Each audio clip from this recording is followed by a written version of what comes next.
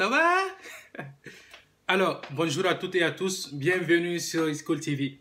Aujourd'hui, on va faire un nouveau décryptage. Je vous dis, aujourd'hui, c'est un nouveau défi pour moi parce que je vais parler de quelqu'un que je connais pas trop, voilà, que je suis pas trop, que j'écoute pas trop. Donc, je me suis lancé sur ce défi. Et il m'a fallu aller chercher de gauche à droite, de rentrer dans l'archive, des archives, de connaître d'abord cet artiste, qui est ce rappeur et c'est qui ce rappeur aujourd'hui. On va parler de Yang Po. Yang Po, bien sûr, et je vais parler de son album, de son nouvel album qui est sorti le 30 mars. Et voilà, il faut savoir aussi, sur cet album, il y avait un programme Mediatour qui permet de maintenir du bruit autour de cet album. Et aussi, il y avait... l'album, c'est-à-dire ça a été travaillé ici au Mali et en France à la fois. Donc, deux pays différents. Ce qui permet aussi de mettre un peu... de valoriser un peu cet album. C'est-à-dire ça a été travaillé par plusieurs personnes, dont Maliens, Ivoiriens et Français. Et ça c'est un coup de pouce encore. C'est un vrai job, c'est un vrai challenge pour Yang Po d'aller à la rencontre de plusieurs talents, de plusieurs beatmakers pour les mettre ensemble et vous leur donner un petit truc, un bon truc quoi. Un truc lourd, un truc de dingue, un truc de hardcore, un truc de gangsta. Parce que il faut savoir le style de Yang Po, c'est vraiment particulier. Il est influencé par différents univers, c'est-à-dire l'univers du ghetto. Voilà, on remarque généralement ça chez beaucoup de jeunes rappeurs. C'est un côté caché, c'est une facette cachée de la société malienne, mais qui sévit dans la réalité. Et si quelqu'un décide de parler de ça, de vulgariser ce côté, de parler de façon crue, je pense que ça peut créer que de l'engouement autour de cet artiste. Je pense que c'est un peu ce côté qui fait le succès de Yang Po, qui fait ce succès de cet album. Et je pense qu'on ne va pas trop tarder, on va écouter un peu. Au fil du temps, je vais donner mon avis sur les chansons. Il faut savoir, il y a 13 titres. Il y a 13 titres. Et sur ces 13 titres, il n'y a pas de featuring. Il n'y a pas du tout de featuring, voilà. Et il y a eu plusieurs rappeurs aussi qui ont soutenu la sortie de cet album. Ça, c'est une première au Mali. Et savoir tout, il y a eu Ibawan, Milmo, il y a eu Kanté, il y a eu beaucoup d'artistes maliens. Et ça, c'est vraiment... je salue ce côté-là. Et ça permet d'encore de rapprocher les rappeurs maliens, de faire leur autopromo. Et ça peut que pousser encore le rap malien. On va écouter.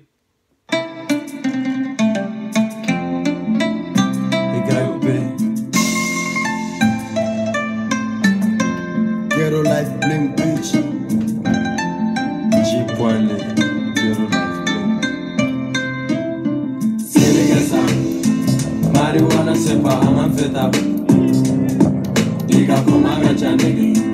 Marijuana c'est pas un manfeta nigga, yeah. Sénégal, marijuana c'est pas un manfeta. Diga mabu gacha nigga.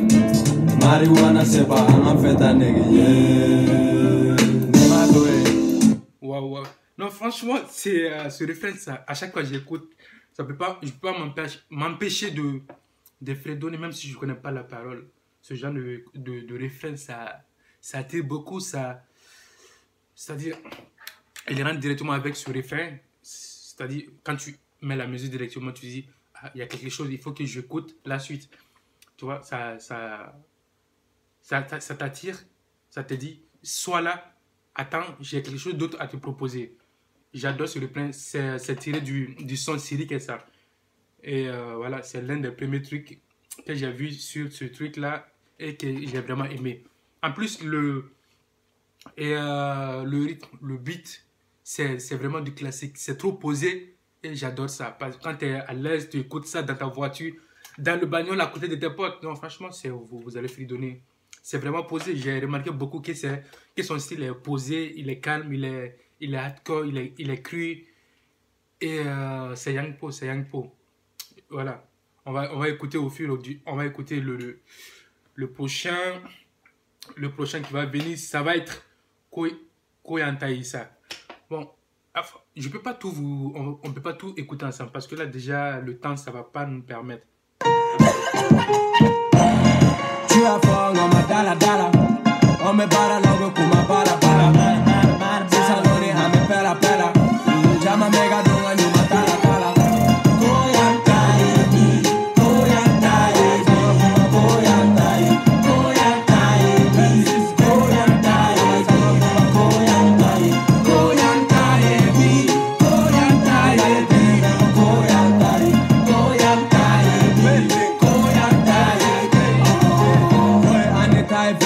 C'è fokenema, tutto di bilaga kunya na bo obe jogola, banya mu chale, velo tu mendaga naga dunga bloka na pio kuse iba pa maliba, abatele nganya ninga me fitu nyegete. Franchement, c'est dingue voilà vilain. Non mais non, franchement, c'est quelqu'un qui je crois que j'ai beaucoup remarqué qu'il maîtrise beaucoup ses refrains. Dans ces trucs, il recherche une certaine authenticité,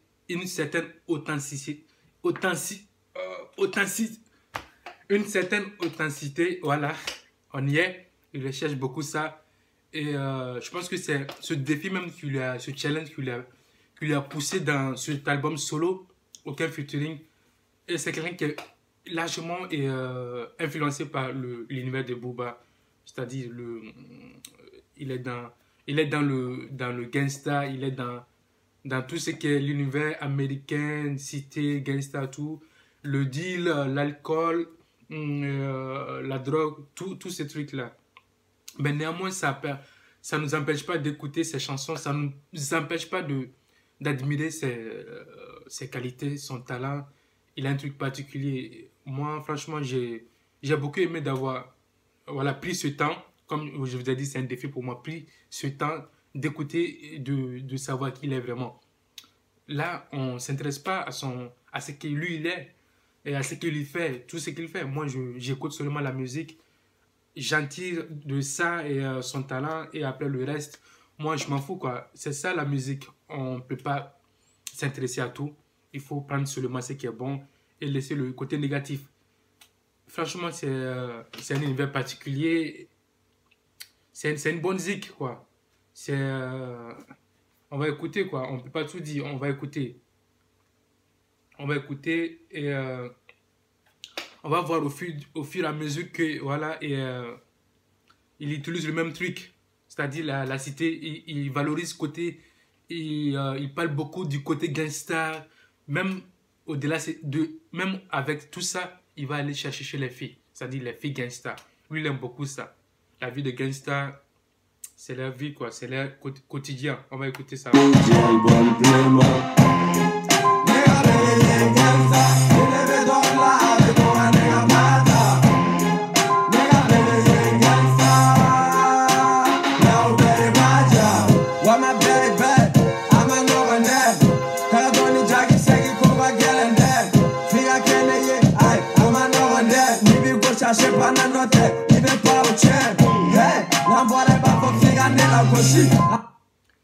Tu vois, et là, on est sur Nega Bébé Gangsta, c'est-à-dire, il y a un rythmique vraiment américain ici, il y a un rythmique vraiment gangsta, old school, on va dire, et il fait du rap, rap gang. Je pense qu'il veut rester il veut vraiment s'imposer dans ce registre, parce que c'est sur ce registre, il est connu, et il s'est fait connaître.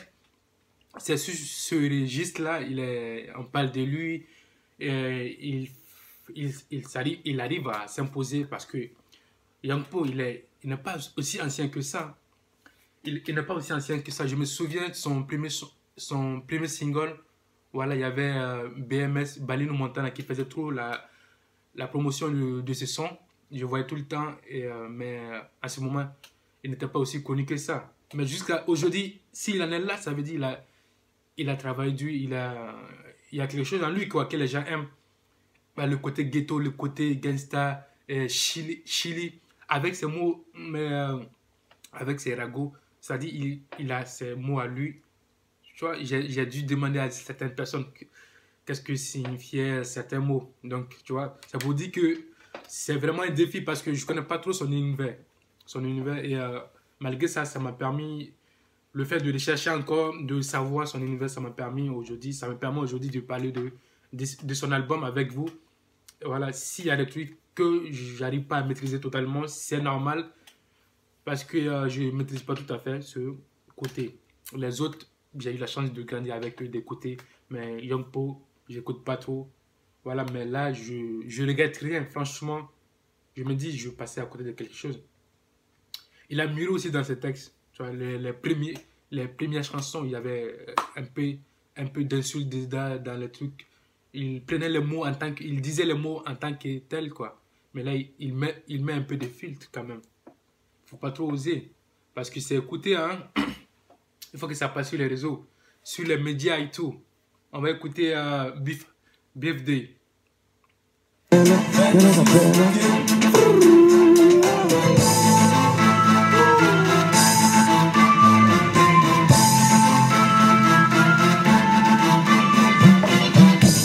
Abanyana pide, chouina nega perde, babeye oye, chouina sunogote.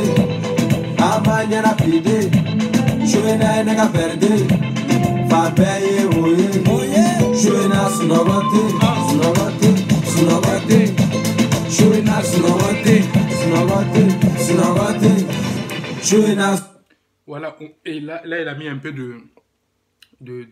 un peu de rythme dans ce Happy Birthday. Dans ce birthday, c'est normal, ça signifie l'anniversaire. Ça exprime un peu le côté mouvement, un peu soirée. Et là, ça met un peu, ça vient contraster un peu les autres idées, les gang, old school, que du trap. Voilà, c'est bien birthday. On va aller dans Calm Down. On peut pas tout écouter. Merci à ceux qui vont rester jusqu'à la fin du vidéo. Je sais que c'est long, mais quand tu aimes, tu vas écouter. C'est l'album, tu vois.